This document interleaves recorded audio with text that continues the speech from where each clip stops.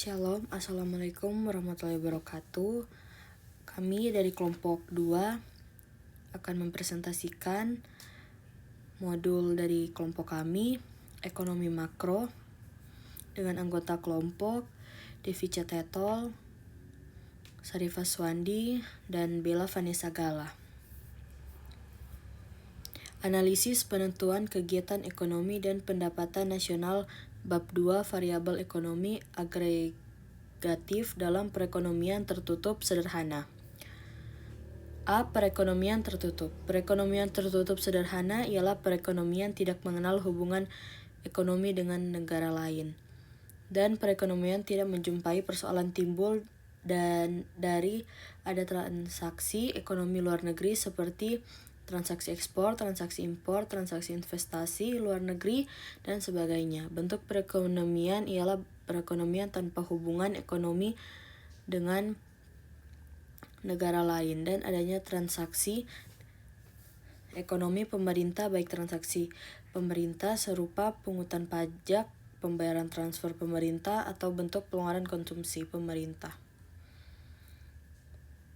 Di mana perekonomian tertutup sederhana pengeluaran masyarakat seluruhnya tiap tahunnya atau waktu terdiri dari pengeluaran untuk konsumsi rumah tangga dan pengeluaran untuk investasi. Pengeluaran total dari masyarakat merupakan pendapatan masyarakat, pendapatan nasional dalam perekonomian tertutup sederhana.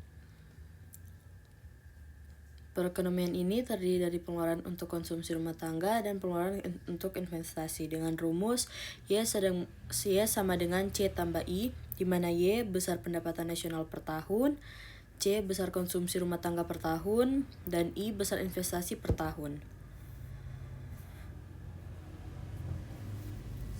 Fungsi konsumsi C. Consumption. Konsumsi pemerintah dibedakan dua macam. Pengeluaran konsumsi yaitu pengeluaran konsumsi rumah tangga atau C sebagai consumption expenditure, dan pengeluaran konsumsi pemerintah merupakan government purchase expenditure. Government expenditure dan bukan hasil penjumlahan pengeluaran konsumsi rumah tangga dan pengeluaran konsumsi pemerintah. Dengan rumus C sama dengan A tambah CY, di mana A besar konsumsi pada pendapatan nasional sebesar 0, C sama dengan besar MPC marginal propensity to consume adalah angka perbandingan antara besar perubahan konsumsi dengan besar perubahan pendapatan nasional mengakibatkan adanya perubahan konsumsi. Bentuk persamaan C sama dengan MPC sama dengan delta C per delta Y, di mana MPC marginal to propensity consume, delta C besar perubahan pendapatan nasional mengakibatkan perubahan besar konsumsi, delta Y besar perubahan dalam pendapatan nasional mengakibatkan perubahan besar konsumsi. Fungsi konsumsi APC dan MPC. Rumus C sama dengan APCN kurang MPC YN tambah MPC kali Y, di mana APCN besar average propensity to consume pada tingkat pendapatan nasional sebesar N sama dengan perbandingan antara besar konsumsi pada suatu tingkat pendapatan nasional dengan besar tingkat pendapatan nasional sendiri. Jadi APC pendapatan N sama dengan besar konsumsi pada pendapatan sebesar N, pendapatan sebesar N atau YN persamaan APCN sama dengan CN per YN. Rumus A sama dengan YN kurang MPC, YN kurang dalam kurung YN kurang APCN kali YN sama dengan YN kurang MPC, YN kurang YN tambah APCN kali YN sama dengan APCN kali YN kurang MPC kali YN.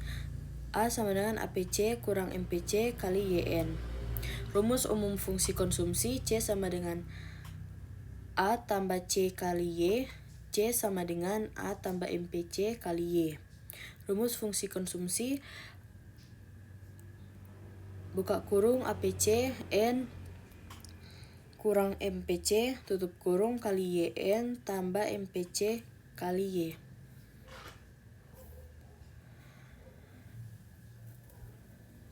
Penentuan kegiatan ekonomi, pandangan klasik Keynes dan pendekatan masa kini. Pandangan ahli klasik, pengangguran dalam angkatan tersedia menurut ahli ekonomi klasik bukan keadaan berlaku dalam perekonomian. Pengangguran kerja merupakan keadaan berlaku secara sementara. Pandangan ahli ekonomi klasik didasarkan kepada dua keyakinan, yaitu fleksibilitas tingkat bunga dan fleksibilitas tingkat upah.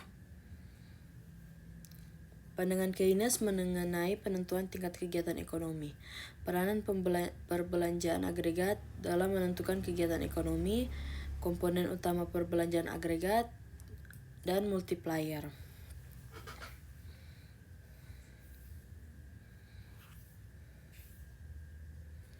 Fleksibilitas tingkat bunga. Mengapa ahli ekonomi klasik berkeyakinan perubahan dapat mudah berlaku ke atas tingkat bunga akan menjamin tercipta kesamaan di antara jumlah tabungan yang akan disediakan rumah tangga dan jumlah investasi akan dilakukan oleh pengusaha karena keadaan tingkat bunga menentukan besarnya tabungan maupun investasi yang akan dilakukan dalam perekonomian.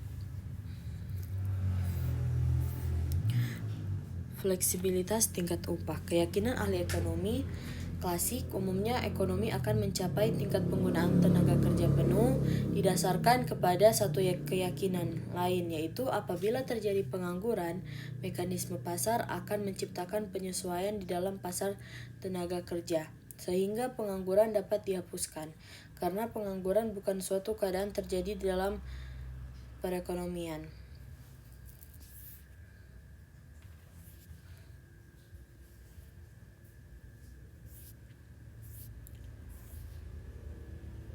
Penentu tabungan dan investasi. Ada 3 hal, yaitu pandangan Keynes mengenai penentuan tingkat tabungan dan investasi, perbandingan pandangan ahli ekonomi klasik dan Keynes, pandangan Keynes mengenai penentuan tingkat upah. Perbandingan pandangan klasik dan Keynes. Perbedaan pendapat klasik dan Keynes mengenai penentuan tingkat tabungan dalam masyarakat menurut ahli ekonomi klasik, yaitu A. Pandangan klasik adalah Rho jumlah tabungan sama dengan SO atau SO apabila tingkat bunga adalah RL dan jumlah tabungan R1 dan S1, di mana pandangan klasik menyatakan makin tinggi tingkat bunga maka akan makin banyak tabungan akan dilakukan.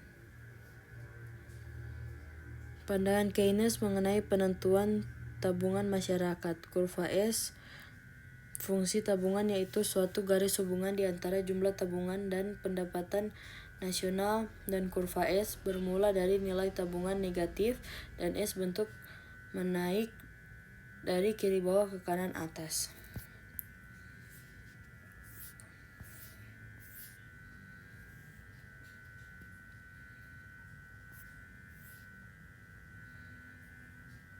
Bisa kita lihat sirkulasi aliran pendapatan perekonomian 3 sektor, di mana pemerintah menerima pendapatan berupa pajak dari perusahaan dan rumah tangga.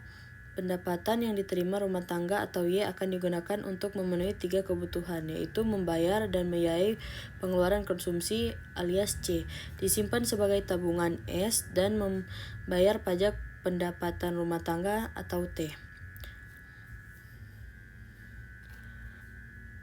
Uraian yang terdahulu telah menunjukkan bahwa dalam keseimbangan berlaku kesamaan berikut. Y sama dengan C tambah I tambah G. Sedangkan pada setiap tingkat pendapatan nasional berlaku kesamaan Y sama dengan C tambah S tambah T. Dengan demikian pada keseimbangan pendapatan nasional berlaku kesamaan berikut. C tambah I tambah G, G kecil sama dengan C tambah S tambah T. Jenis-jenis pajak. Jenis-jenis pajak terbagi atas pajak langsung dan tidak langsung. Pajak langsung berarti pajak langsung jenis pungutan pemerintah yang secara langsung dikumpulkan dari pihak yang wajib membayar pajak. Lalu pajak tak langsung adalah pajak yang bebannya dapat dipindah-pindahkan kepada pihak lain. Pajak konsumsi dan tabungan, contoh angka. Berbagai tingkat pendapatan nasional atau Y ditunjukkan dalam kolom 1, dan pajak T dari tax ditunjukkan dalam kolom 2. Pendapatan disposable atau Y dihitung dengan menggunakan formula YD sama dengan Y kurang T ditunjukkan dalam kolom 3. Dan kolom 4, kolom 5 menunjukkan konsumsi rumah tangga C yang dihitung dengan formula C sama dengan A tambah BYD. Dan tabungan rumah tangga S yang dihitung dengan formula S sama dengan min A tambah 1 kurang B kali Y. Kesimpulannya bahwa walau apapun bentuk sistem pajak, yaitu pajak tetap maupun pajak proporsional, pemungutan pajak akan mengakibatkan konsumsi dan tabungan rumah tangga berkurang sebanyak yang ditentukan oleh persamaan berikut. Delta C sama dengan MPC kali T, delta S MPS kali T.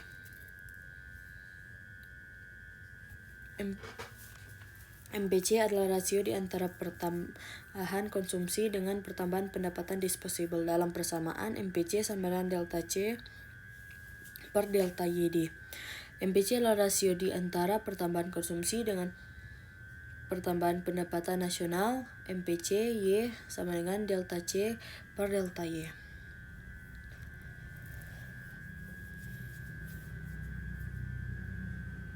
Ciri-ciri fungsi konsumsi dan tabungan. Fungsi konsumsi adalah suatu kurva yang menggambarkan sifat hubungan di antara tingkat konsumsi rumah tangga dalam perekonomian dengan pendapatan nasional atau pendapatan disposable perekonomian tersebut.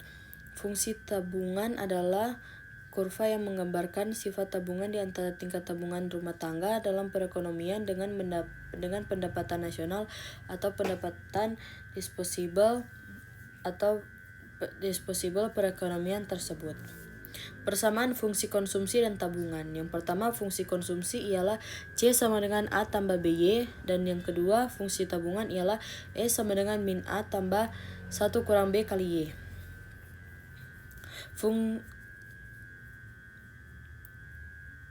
Ada kalanya fungsi konsumsi dan tabungan menunjukkan hubungan di antara konsumsi dan tabungan dengan pendapatan disposable YD. Persamaan untuk hubungan seperti itu ialah fungsi konsumsi C sama dengan A tambah BYD, lalu fungsi tabungan E sama dengan min A tambah 1 kurang B kali YD.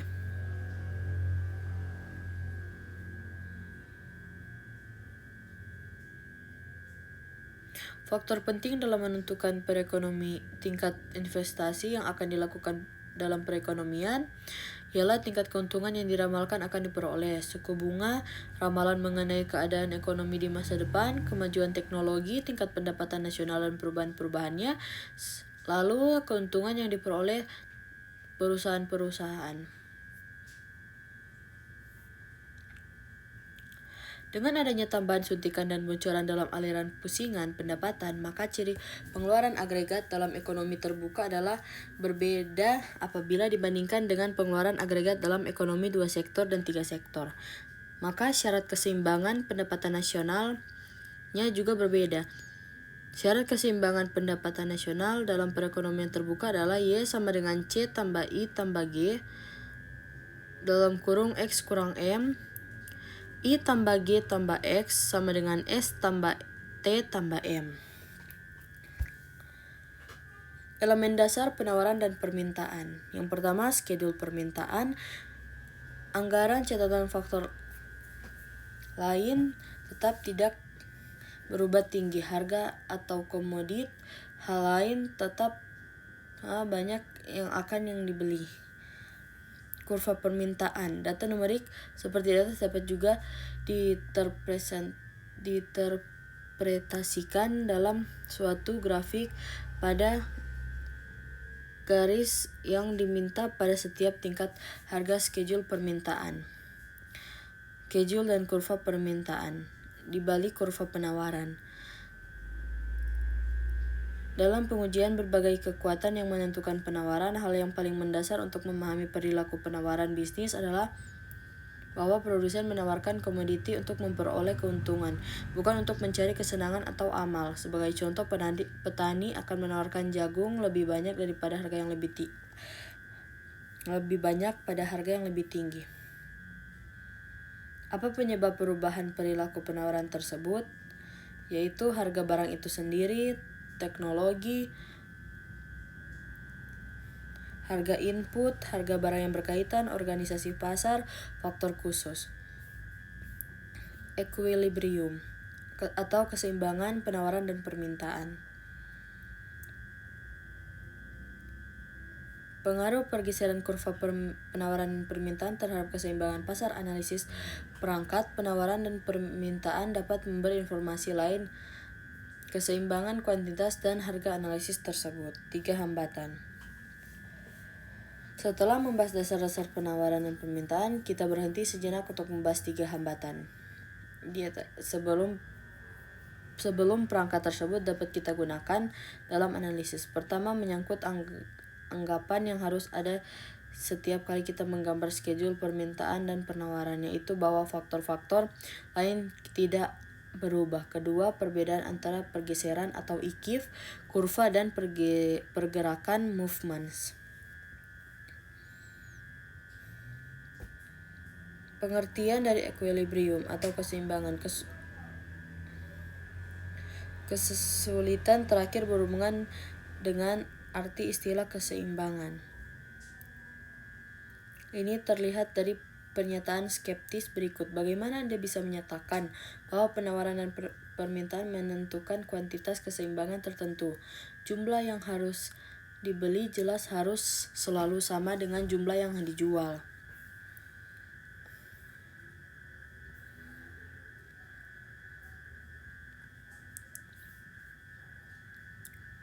Tinjauan sekilas atas ilmu makroekonomi.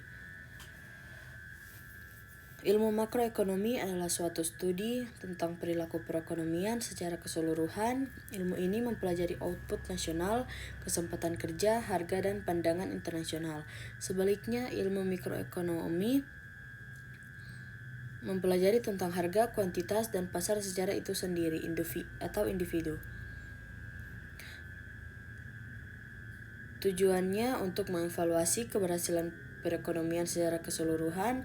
Para ekonom memandangnya dari 4 bidang, yaitu output, kesempatan kerja, stabilitas harga, dan perdagangan internasional. Output, tujuan akhir kegiatan ekonomi adalah menghasilkan berbagai barang dan jasa yang dibutuhkan masyarakat. Sekian presentasi dari kelompok kami. Diucapkan banyak-banyak terima kasih kepada teman-teman mahasiswa lain dan kepada dosen pembimbing. Terima kasih.